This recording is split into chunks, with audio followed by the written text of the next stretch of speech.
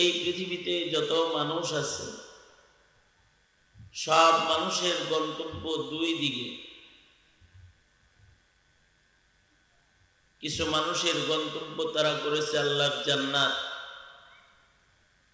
আর কিছু মানুষ গাফেল, তাদের গন্তব্য নির্ধারণ নেই, তারা দোজখের পথে আগাইতেছে। কিছু মানুষ জান্নাতের বাগানের পথের পথিক, আর কিছু মানুষ আছে জাহান্নামের আগুনের পথের পথিক।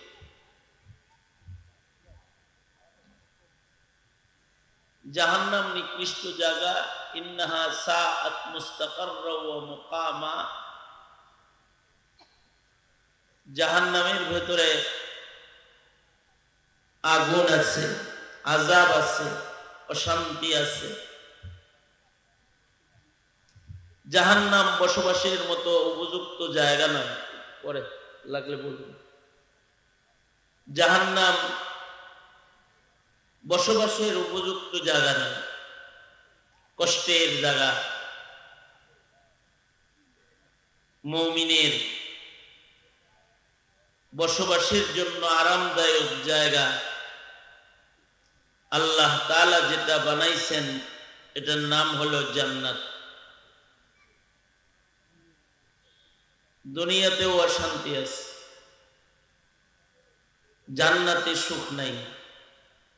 দুনিয়াতে সুখ শান্তি দুইটাই আছে, জাহান্নামে সুখ নাই, অশান্তি শুধু।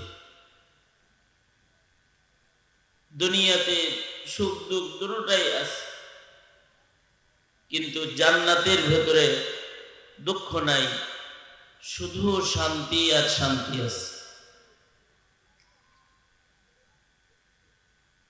দুনিয়ার কিছু জায়গা দেখতে সুন্দর, আবার কিছু জায়গা অসুন্দর। কিছু মানুষ দেখতে সুন্দর, কিছু মানুষ দেখতে অসুন্দর। কিছু সৃষ্টি দেখতে সুন্দর, কিছু সৃষ্টি দেখতে অসুন্দর।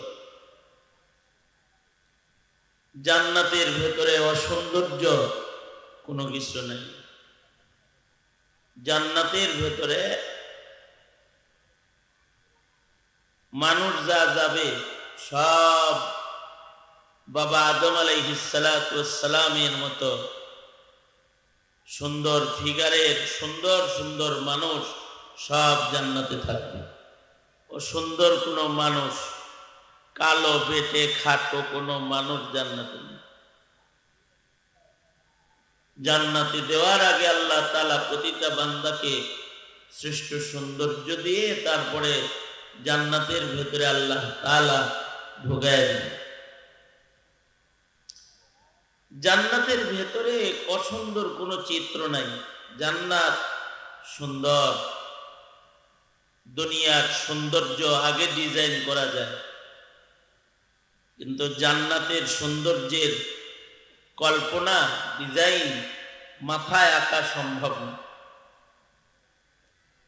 আল্লাহর রাসূল বলেন, উইদ্দাত লিল মুত্তাকিন, মুত্তাকিনদের জন্য যে জান্নাত আল্লাহ তাআলা বানাইছেন, মা লা আইনুন রাআত, কোন দৃষ্টি ওই সৌন্দর্য জীবনে কোনোদিন চোখে দেখে নাই। ওয়ালা উযুনুন সামিআত, কোন কান ওই সৌন্দর্যের আলোচনা জীবনে কখনো শুনে নাই। ওয়ালা খাতারা আলা কলবি বাশার, মানব হৃদয়ে কখনো কল্পনার জগতে এমন সৌন্দর্য পৃথিবীর কোনো মানুষ আঁকে নাই, ভাবে নাই।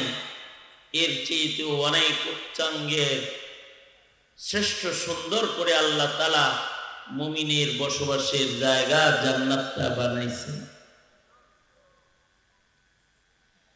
এই জান্নাত আল্লাহ তাআলা মুত্তাকিদেরকে দান করবেন।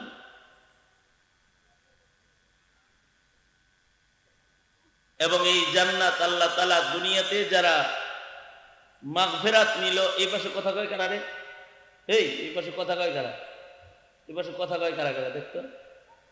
এই মিয়া আমাকে ডাকাত থেকে আনছেন কি করতে? এত কথা বলেন,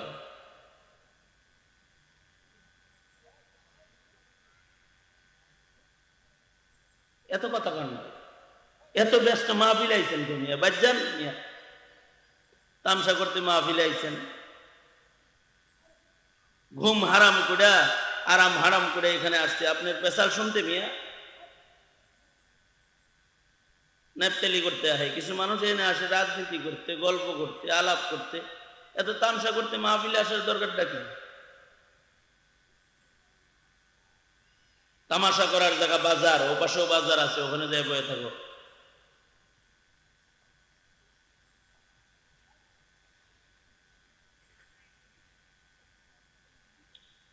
সবচেয়ে বড় কথা হলো মুহাব্বত, ইখলাস, দরদ ভরে মুহাব্বতে যদি কেউ অল্প আমল করে সেটা মিজানের বেলায় ওজনদার হয়ে যাবে।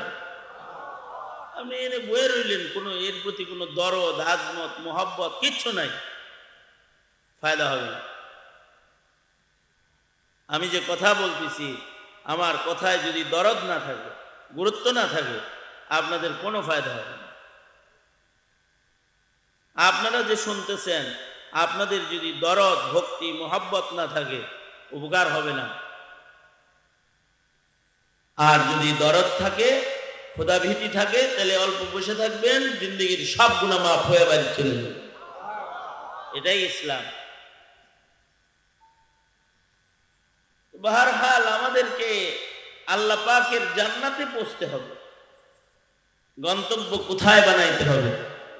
জোরে বলেন, জান্নাত। জান্নাত যাদের গন্তব্য বানাবে তারা সফল, তারা চালাক, তারা আল্লাহরে পাওয়া যাবে। আল্লাহরে পাইতে জান্নাতে যেতে হবে। জান্নাতে না গেলে আল্লাহকে পাওয়া যাবে। এই জান্নাতের ভেতরে যাইতে হইলে মুত্তাকি হইতে হবে।